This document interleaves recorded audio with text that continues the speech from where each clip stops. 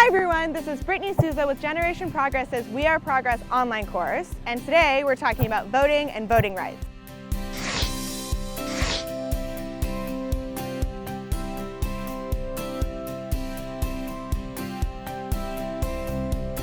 I'm sure you're probably wondering, why is voting so important? Voting is one of the most convenient, accessible, low-cost ways that you can get involved in your democracy, and it only happens a couple times a year. Voting also decides who is in power and who is not in power. Pro-voter reforms ultimately help those that are traditionally marginalized from the electoral process. These are people of color, young people, people living in rural areas, and many more. Some examples of pro-voter reforms are automatic voter registration, pre-registration of 16 and 17-year-olds, same-day registration, and early voting.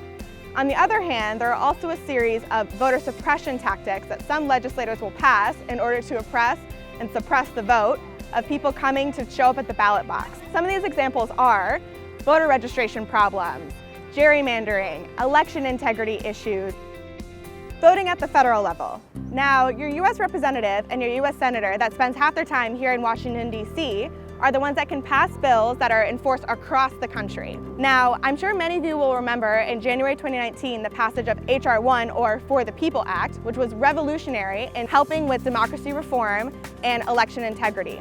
H.R. 1 did things like establish automatic voter registration, expand early voting, and access to the polls.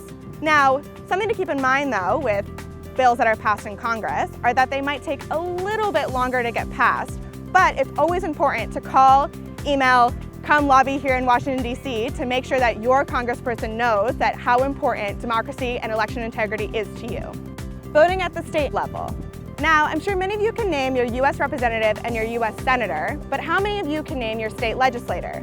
Remember those really cool pro-voter reforms like automatic voter registration and those really nasty voter suppression tactics I mentioned? Your state legislator ultimately are the ones that decide what kind of voting restrictions you might have at the polls. So your state legislator ultimately votes on if you have automatic voter registration, if you have pre-registration for 16 and 17-year-olds, and also decides what kind of voting restrictions you might have, what kind of ID you have to show at the polls, and they might decide if they want to swipe an entire voter roster for the sake of efficiency. Voting at the local level.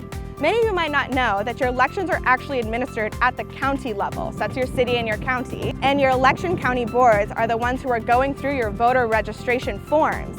So they're the ones that decide how efficient that's going to be.